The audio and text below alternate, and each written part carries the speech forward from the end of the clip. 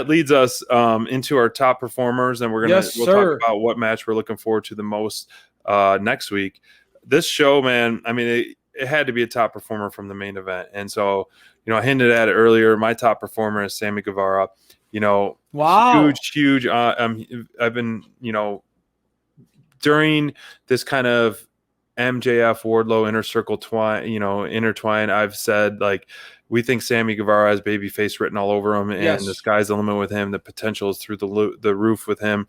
And so tonight, starting things off, and the stamina and the stuff he did in the ring, it just shows like how great he is, man. And he impressed me more than anybody in that match. And that's not a knock on anybody in that match who absolutely gave it all on the line.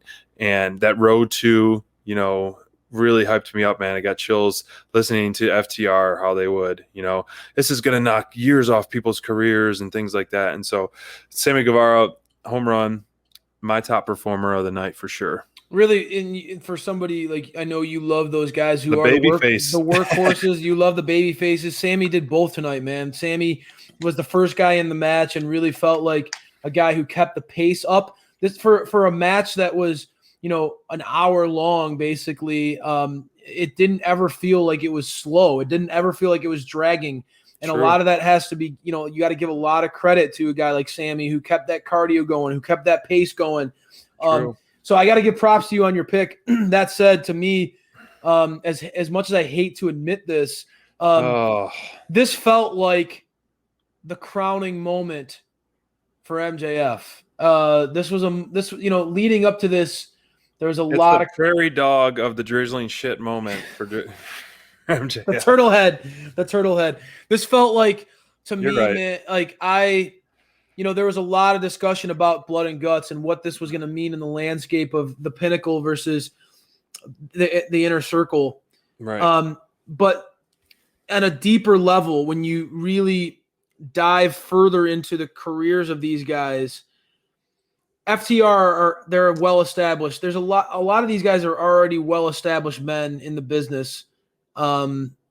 This felt like a real crowning moment for MJF. This felt like he made it very clear he was coming for Jericho's spot. He's a mark for Jericho's spot, and he accomplished everything he set out to do tonight. He not only did his team come out on top, but he quite literally pushed Jericho off the top of the mountain and took his spot. Yeah, and that visual, I mean, your picture here of him for the top performer.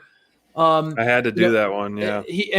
That visual to end the show of him standing on the top of the cage, drenched in blood, soaking in the booze from the live crowd. Oh man, we would be booing the shit out of him. Oh, no doubt. I mean, this felt like a moment where MJF really, and this dude is a made man already. He's only 25 years old, and we know his upside is through the roof. But this felt like one of those nights that will be very memorable in the landscape of this man's career. I think this is going to be one of those moments that really cements MJF as that top-tier dude in the landscape of AEW.